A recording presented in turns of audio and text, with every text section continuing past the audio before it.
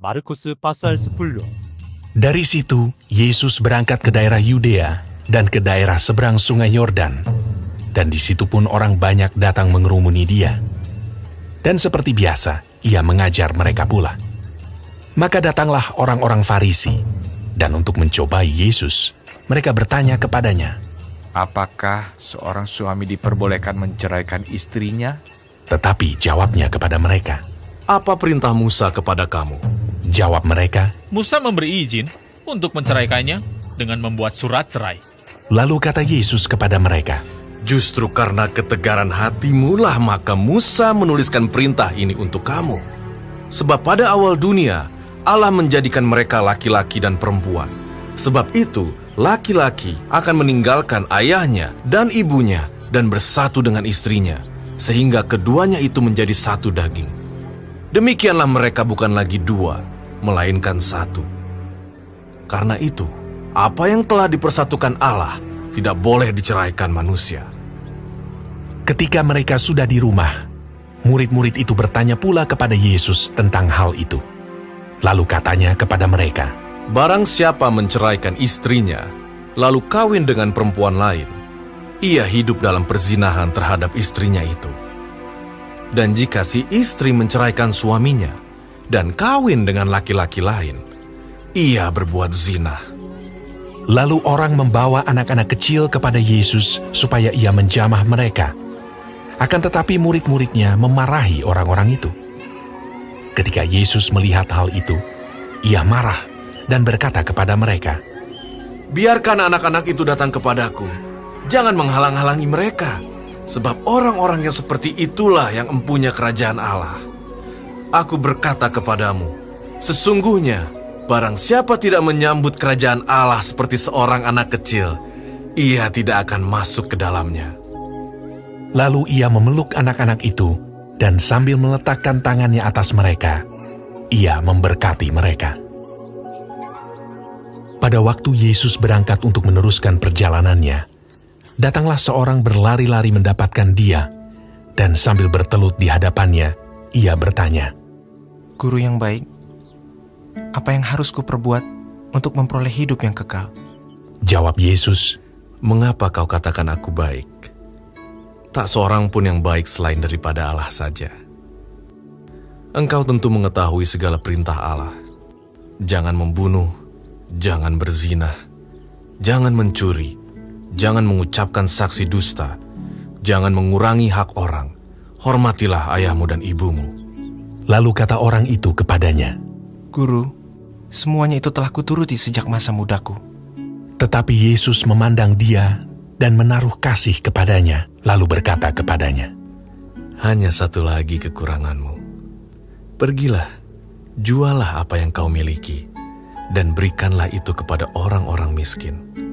Maka engkau akan beroleh harta di sorga. Kemudian datanglah kemari, dan ikutlah aku.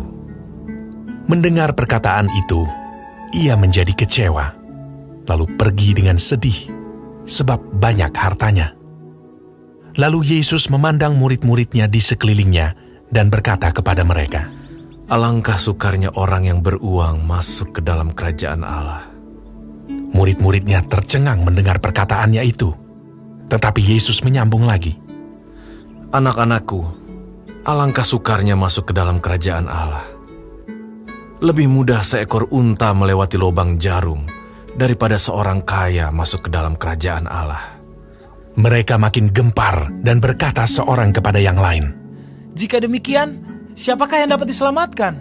Yesus memandang mereka dan berkata, Bagi manusia hal itu tidak mungkin, tetapi bukan demikian bagi Allah. Sebab segala sesuatu adalah mungkin bagi Allah. Berkatalah Petrus kepada Yesus, Kami ini telah meninggalkan segala sesuatu dan mengikut Engkau. Jawab Yesus, Aku berkata kepadamu, sesungguhnya setiap orang yang karena aku dan karena Injil meninggalkan rumahnya, saudaranya laki-laki atau saudaranya perempuan, ibunya atau bapaknya, anak-anaknya atau ladangnya, orang itu sekarang pada masa ini juga akan menerima kembali 100 kali lipat rumah, saudara laki-laki, saudara perempuan, ibu, anak dan ladang, sekalipun disertai berbagai penganiayaan. Dan pada zaman yang akan datang, ia akan menerima hidup yang kekal.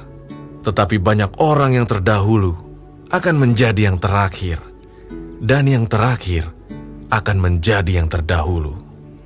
Yesus dan murid-muridnya sedang dalam perjalanan ke Yerusalem, dan Yesus berjalan di depan. Murid-murid merasa cemas, dan juga orang-orang yang mengikuti dia dari belakang merasa takut. Sekali lagi Yesus memanggil ke-12 muridnya, dan ia mulai mengatakan kepada mereka apa yang akan terjadi atas dirinya.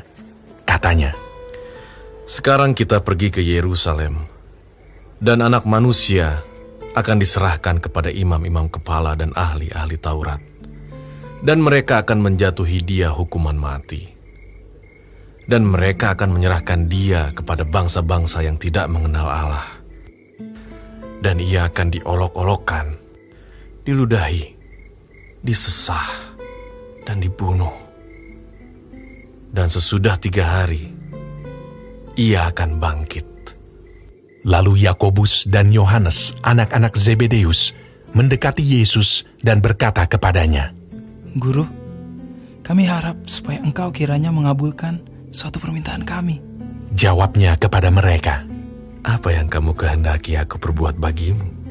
lalu kata mereka, Perkenankanlah kami duduk dalam kemuliaan-Mu kelak, yang seorang lagi di sebelah kananmu, dan yang seorang di sebelah kirimu. Tetapi kata Yesus kepada mereka, Kamu tidak tahu apa yang kamu minta.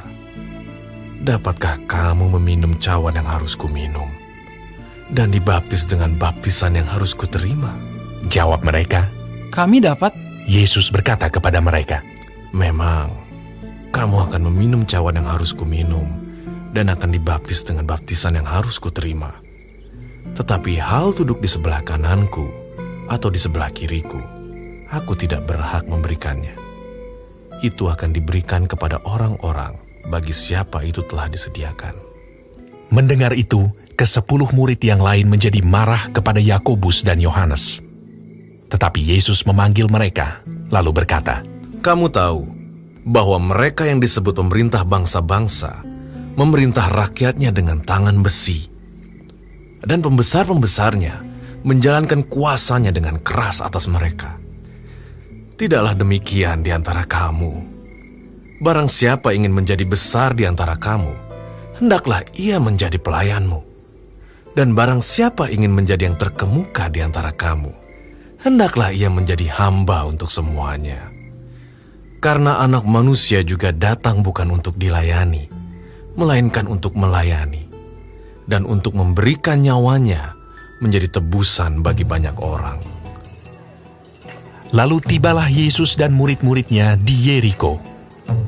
Dan ketika Yesus keluar dari Yeriko, bersama-sama dengan murid-muridnya dan orang banyak yang berbondong-bondong, ada seorang pengemis yang buta bernama Bartimeus, anak Timeus, duduk di pinggir jalan. Ketika didengarnya bahwa itu adalah Yesus orang Nazaret, mulailah ia berseru, Yesus, anak Daud, kasihanilah aku. Banyak orang menegurnya supaya ia diam, namun semakin keras ia berseru, Anak Daud, kasihanilah aku. Lalu Yesus berhenti dan berkata, Panggillah dia. Mereka memanggil orang buta itu dan berkata kepadanya, Kuatkan hatimu, berdirilah, ia memanggil engkau. Lalu ia menanggalkan jubahnya, ia segera berdiri dan pergi mendapatkan Yesus. Tanya Yesus kepadanya, Apa yang kau kehendaki supaya aku perbuat bagimu? Jawab orang buta itu, Rabuni, supaya aku dapat melihat. Lalu kata Yesus kepadanya, Pergilah, imanmu telah menyelamatkan engkau. Pada saat itu juga, melihatlah ia. Lalu ia mengikuti Yesus dalam perjalanannya.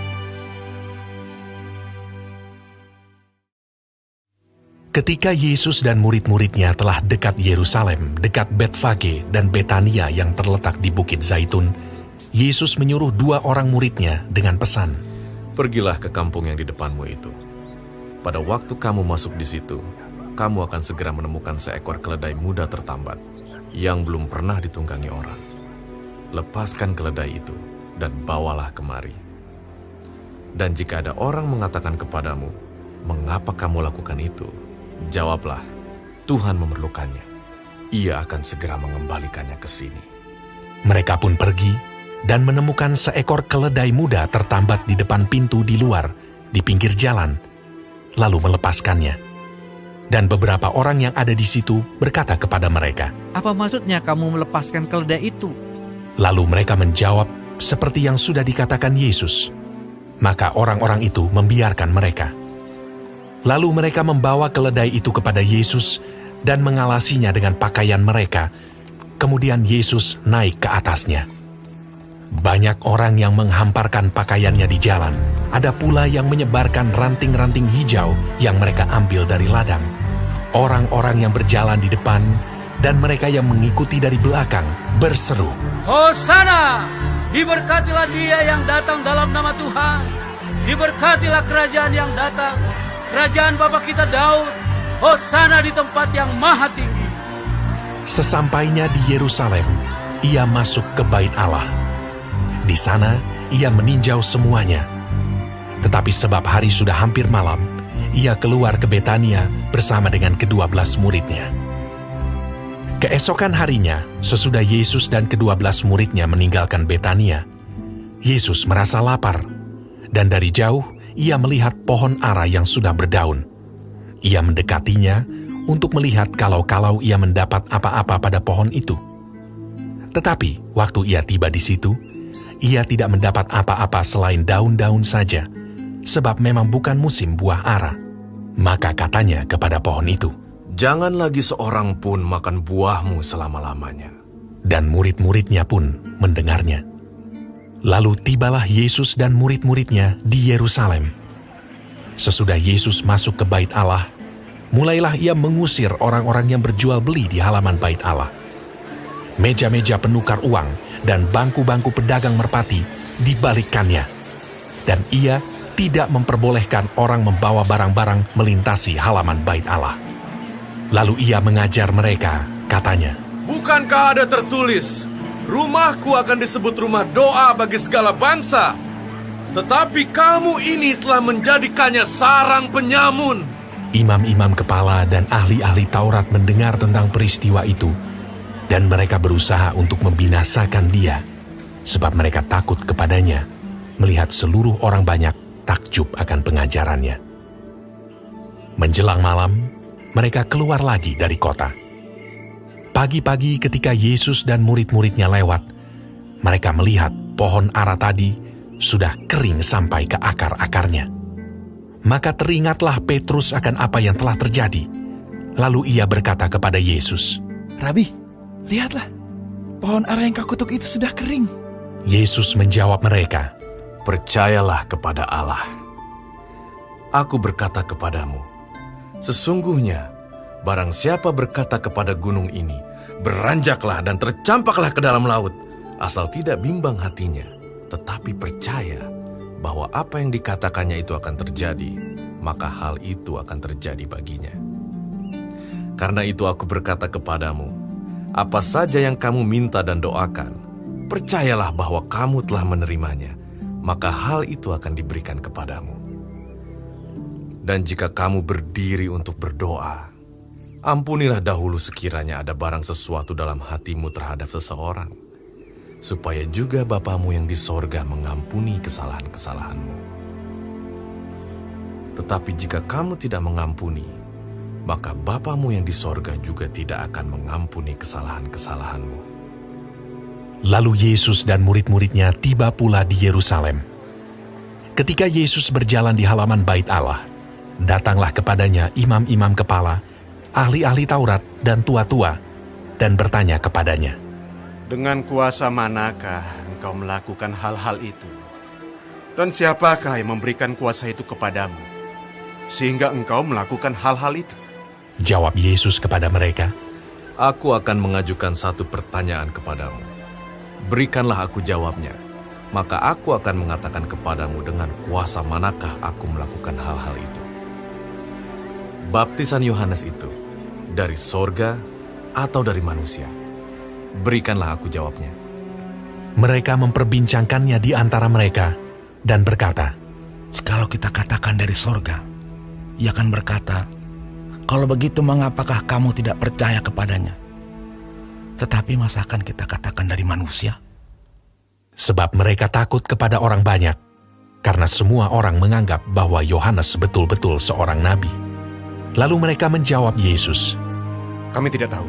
Maka kata Yesus kepada mereka, "Jika demikian, aku juga tidak mengatakan kepadamu dengan kuasa manakah aku melakukan hal-hal itu.